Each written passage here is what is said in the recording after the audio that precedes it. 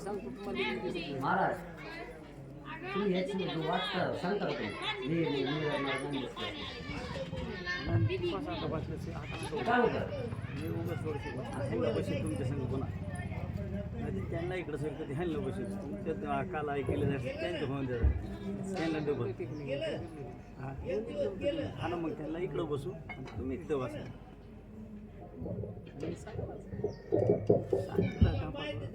प्रभु रामचंद्र भगवान की जय। पवन सुत हनुमान स्वामी महाराज की जय। शांति ब्रह्म एकनाथ महाराज की जय। श्री राम राम जय जय राम। श्री राम जय राम जय जय राम। श्री राम राम जय जय राम। श्री राम जय राम जय जय राम। श्री राम राम जय जय राम। श्री राम जय राम जय जय राम। श्री राम राम जय जय राम।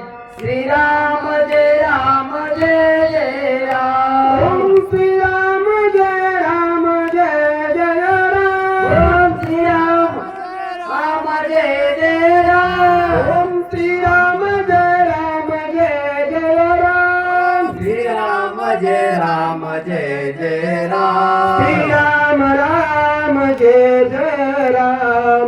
श्री राम जय राम जय जय राम। श्री राम राम जय जय राम। श्री राम जय राम जय जय राम। श्री राम जय राम जय जय राम। श्री राम राम जय जय राम। श्री राम जय राम जय जय राम। पुंडलिकावर हरी विठ्ठल श्री ज्ञानदेव तुकाराम। प्रभु रामचंद्र भगवान की जय। पवन सुत हनुमान स्वामी महाराज की जय। शांति ब्रह्म एकनाथ महाराज की जय। श्री गणेशाय नमः। श्री सरस्वते नमः। श्री वासुदेवाय नमः। श्री रामचंद्राय नमः। ऐसे श्री राम वानरा प्रीती। श्री राम वानरानंद भक्ती। ऐसे ऐसे प्रेम प्रीती पाता तृप्ती नवेनेती। प्रभु रामचंद्र भगवान की जय। नाथ महाराज दोन्ही डोळे सांगू लागले आहेत प्रभु रामचंद्राची आणि वानराची नवे असणारे वनचर्य असणारे वनात पाले खाणारे म्हणजे वानर पण प्रभु रामचंद्रासंग मैत्री झाली एवढी अनन्य मैत्री झाली। अनन्य मैत्रीचा भाव आणखी वेगळा आहे। आनंद जेव्हा माणूस शरण जातो तो भाव वेगळा आणि नुसता शरण जातो हा भाव वेगळा। अशा असणारी दोन्हीची वानराची प्रीती आणि प्रभू रामचंद्राची प्रीती एकवट झालेली आहे असे नाथ महाराज वणीद्वारे आपल्याला सांगू लागले आहे। श्रीराम सुग्रीव मारुती तिघा झाली अनन्य प्रीती। मंग बैसणी सुख समंती अनुवादती निज गुणा। प्रभू रामचंद्र आणि सुग्रीव आणि हनुमंत त्या ठिकाणी एका जागेवर बसलेले आहेत एका मेळ्यामध्ये बसलेले आहेत आणि सुख संवाद सुखाचा संवाद पाहिलं तर वास्तविक पाहिलं तर दुःख आहे। प्रभू रामचंद्रालाही दुःख आहे सुग्रीवाला दुःख आहे आणि दोन्हीचं दुःख मात्र सारखंच आहे। काय आहे प्रभू रामचंद्राची सीता असणारी राजा रावणाने नेली आणि सुग्रीवाची जी पत्नी असणारी वालीने आरोप केलेले आहे। दुःख मात्र दोन्हीचं सारखंच आहे पण सुखाचा संवाद दुःखातला संवाद सुखामध्ये असणारा अनुवाद करू लागले असे नाथ महाराज बोलतात। सुग्रीव म्हणे श्री रघुपती तुम्ही आले तिचे आरती हे म्या देखील सीता सती गगनगती पयनेता। प्रभू रामचंद्राला सुग्रीव बोलू लागला ए प्रभू रामचंद्र, देवा आधी देवा, ज्या कारणास्तव तुम्ही या ठिकाणी आला आहात हे मला कळालेलं आहे आणि कारण कोणचं आहे? असणारी आमची आदिमाया शक्ती सीता हिच्या शोधासाठी तुम्ही आलेला आहेत आणि तेच असणारा शोध, तीच सीता आलेली मी राजा रावणाने पाहिलेले आहे. कुशी नेलेले आहे तर गगनातून नेलेले आहे. असा असणारा सुग्रीव त्या प्रभू रामचंद्राला त्या ठिकाणी सांगू लागला. रावणाच्या कंडावरी वेग नेता गगनांतरी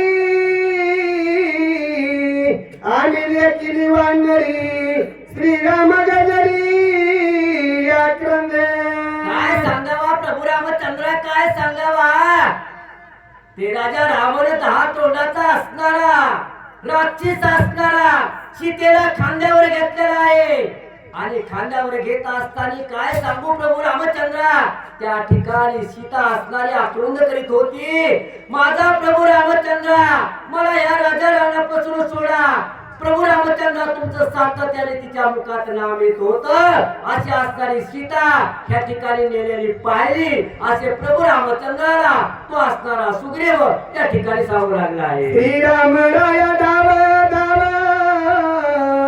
राघवा तू सग पावन घेऊन लक्ष्मणाचे नाव दीर्घ स्वरे आक्रंदे.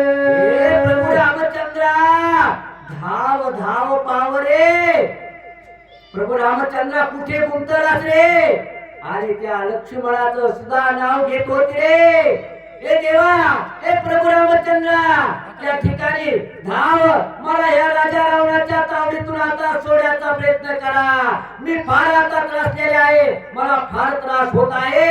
असे आक्रंद तुमचं नाव घेऊन त्या ठिकाणी गैवर करत होती, रडत होती. असा असणारा सुग्रीव त्या प्रभू रामचंद्राला आणि त्या ठिकाणी सांगत आहे.